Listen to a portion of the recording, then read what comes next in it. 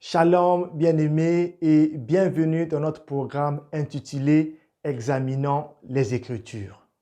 Aujourd'hui, nous allons aborder la deuxième partie de notre thème sur la Trinité. Aujourd'hui, nous allons nous focaliser sur la divinité de Jésus-Christ.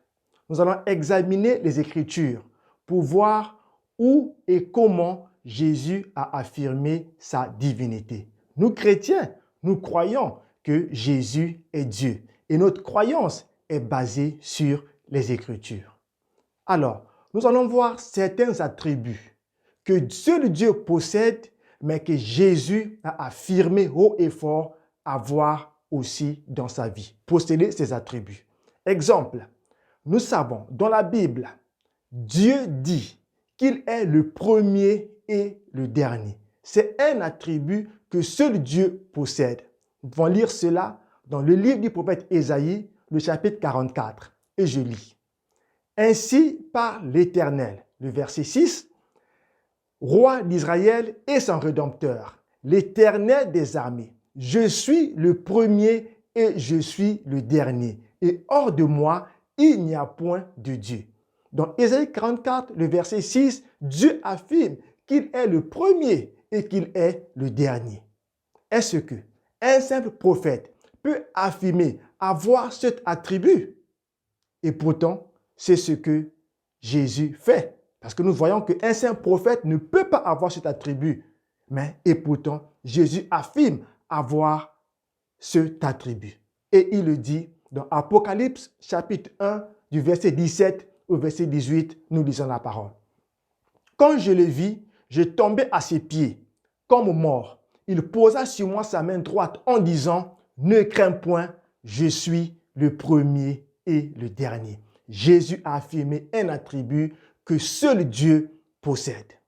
Le deuxième attribut que seul Dieu possède, c'est la capacité de pardonner les péchés. Oui, la Bible nous enseigne que seul Dieu est capable de pardonner les péchés. Nous pouvons lire dans le psaume 51, du verset 3 au verset 4, David pouvait dire « Efface mes transgressions, ô Éternel ».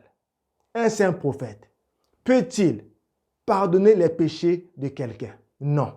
Et pourtant, c'est ce que Jésus affirme.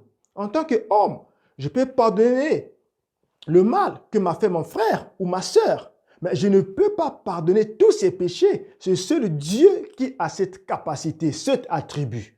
Mais quand nous lisons dans Marc chapitre 2, il y a un événement où Jésus guérit un paralytique. Et Jésus dit à ce paralytique, mon fils, tes péchés te sont pardonnés. Mais les Juifs, conscients que seul Dieu peut pardonner les péchés, dirent, mais qui es-tu pour pardonner les péchés? Seul Dieu est capable de pardonner les péchés. Et Jésus répondit dans Marc chapitre 2, le verset 10, et je lis. Or, afin que vous sachiez que le Fils de l'homme a sur la terre le pouvoir de pardonner les péchés, je te dis, homme, lève-toi et marche. Jésus a le pouvoir de pardonner les péchés.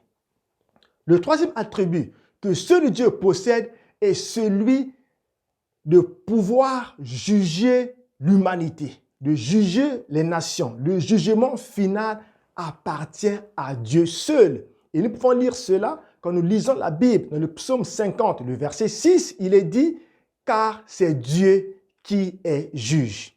Le prophète Joël, au chapitre 3, du verset 12 au verset 13, écrit ceci, « Que les nations se réveillent et qu'elles montent vers la vallée de Josaphat, car là, je siégerai pour juger toutes les nations d'alentour. » C'est Dieu seul qui a cet attribut de juger les nations.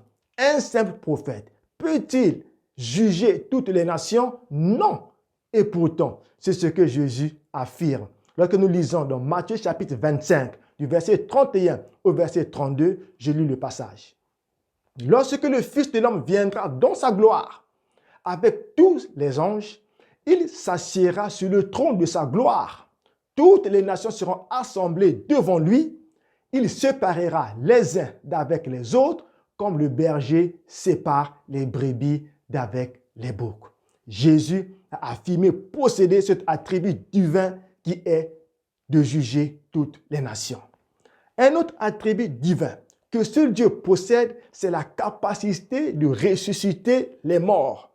Et je ne parle pas du miracle de ressusciter un mort qu'on a vu des hommes de Dieu accomplir, mais je parle de la résurrection finale à la fin des temps. C'est Dieu seul qui possède cet attribut de ressusciter les morts à la fin des temps. Et nous pouvons lire cela dans 1 Samuel chapitre 2, le verset 6. Nous lisons ceci. L'Éternel fait mourir et il fait vivre.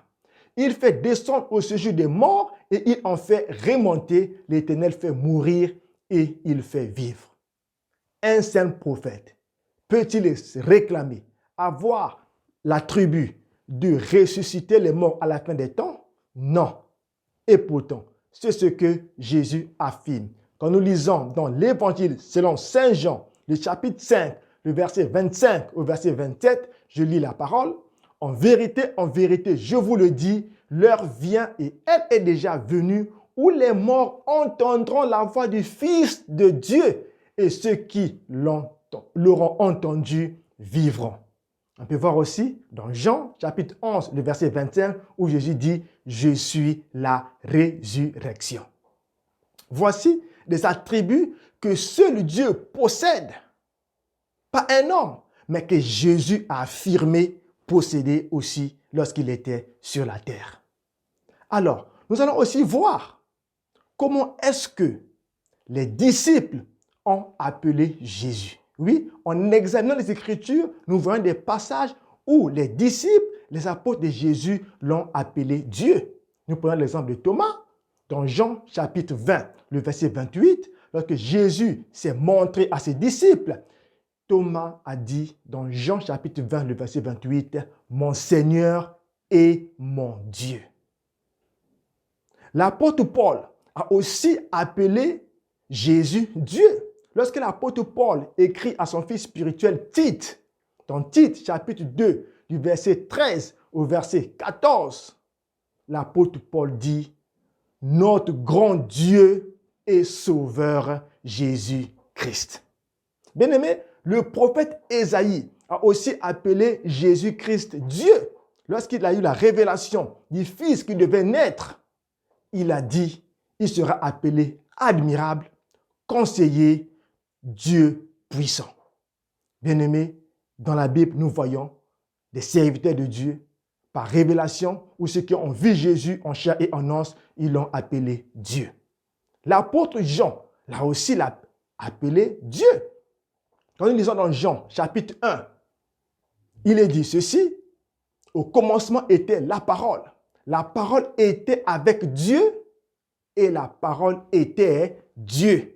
Et au verset 14, il est dit, elle s'est faite chair et elle a habité parmi nous. Cette parole qui s'est faite chair, qui était Dieu, habité parmi nous, c'est Jésus-Christ de Nazareth. Bien-aimé, le plus intéressant, c'est que Dieu lui-même appelle Jésus Dieu.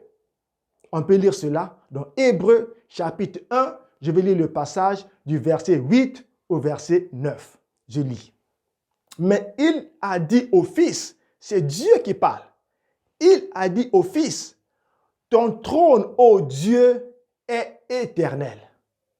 Le sceptre de ton règne est un sceptre d'équité. Tu as aimé la justice et tu as haï l'iniquité. C'est pourquoi, ô Dieu, ton Dieu t'a oint d'une huile de joie au-dessus de tes égouts. Dieu lui-même appelle Jésus Dieu. Alors, il y a des passages dans la Bible qui emmènent à réfléchir. Par exemple, dans Jean chapitre 14, le verset 28, Jésus dit « Le Père est plus grand que moi ». Comment est-ce que Jésus, qui est Dieu, peut encore affirmer que le Père est plus grand que moi? Je vais lire ce passage. Jean 14, verset 28. « Vous avez entendu que je vous ai dit, je m'en vais et je reviens vers vous. Si vous m'aimiez, vous vous réjouirez de ce que je vais au Père, car le Père est plus grand que moi. » Un autre verset intéressant, 1 Corinthiens, chapitre 15, le verset 24, que je vais aussi lire. « Ensuite viendra la fin. quand il remettra le royaume à celui qui est Dieu et Père, après avoir détruit toute domination, toute autorité et toute puissance. Comment réconcilier ces deux vérités où Jésus est Dieu alors qu'il affirme que le Père est plus grand et qu'à la fin des temps, il remettra le royaume au Père qui est Dieu. Alors, pour comprendre cela, il y a deux aspects que nous devons comprendre. Il y a la nature d'une personne et il y a le rôle d'une personne. Je prends un exemple dans la vie courante. Moi, j'habite dans une nation où il y a un roi. Et ce roi, dans sa nature, c'est un humain, comme moi. Donc, par rapport à sa nature, je peux affirmer que le roi de cette nation et moi, nous sommes égaux, parce que nous sommes tous des humains.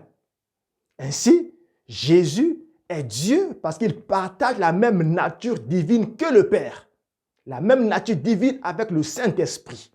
Et ils sont égaux. Mais dans le rôle que le roi joue dans cette nation et dans mon rôle en tant que citoyen, nous n'avons pas le même rôle. Le roi a un rôle plus élevé que moi. Lui, quand il sort, il a toute une escorte parce que c'est le roi. Moi, quand je sors, je n'ai pas besoin d'escorte. Donc, dans notre rôle, dans notre fonction, il est supérieur à moi, bien que nous ayons la même nature.